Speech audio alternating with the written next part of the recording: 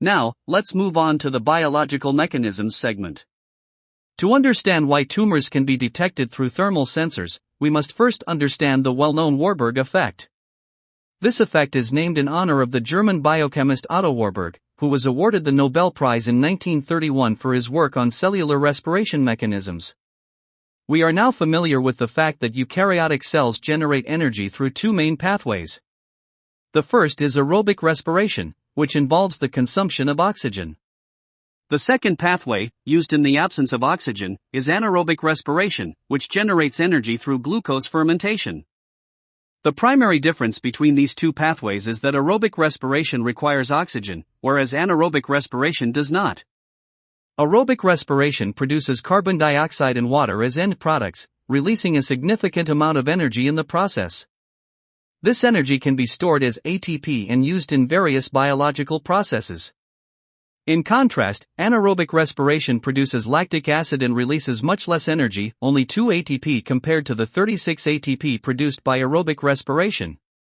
Lactic acid, often considered a metabolic waste product, can cause physiological discomfort and needs to be cleared from the body.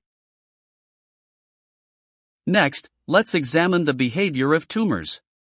Normally, due to the 20% oxygen content in our environment, biological tissues primarily rely on aerobic respiration. However, tumor tissues and rapidly growing tissues like pyruvate-rich ones tend to use aerobic glycolysis or anaerobic respiration to generate energy. This results in low energy production efficiency and significant lactic acid accumulation. Consequently, tumor tissues generate heat. To understand the heat generation in tumor tissues, we need to know that tumors have a characteristic of rapid growth, which is a high-energy metabolic state. This growth generates heat. Additionally, because tumor tissues consume glucose through anaerobic respiration to produce lactic acid, their energy utilization is very low. The accumulation of lactic acid and other metabolic wastes triggers strong clearance mechanisms within the tumor and surrounding tissues, further increasing metabolism and heat production. Overall, these processes result in localized heat accumulation in and around the tumor. If we use a far-infrared detector to scan the area, a highly concentrated thermal region known as a thermal field will be observed around the tumor.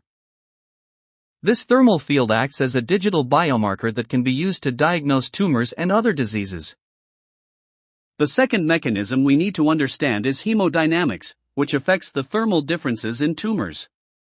This concept was proposed by Dr. Judah Folkman, who introduced the theory of tumor angiogenesis. According to this theory, as tumor cells proliferate, they require a substantial supply of glucose. Since tumors cannot produce glucose on their own, they need to obtain it from blood vessels. Thus, tumor tissues release large amounts of angiogenic factors, stimulating nearby capillaries to form new blood vessels within the tumor. Once these new blood vessels form, the local hemodynamics within the tumor tissue changes. The transport, accumulation, and dissipation of heat in our bodies are closely related to blood flow. For instance, if one breast develops a tumor with dense capillaries while the other remains normal, the heat distribution and dissipation patterns will differ between the two, leading to a thermal field distinct from that of normal tissue.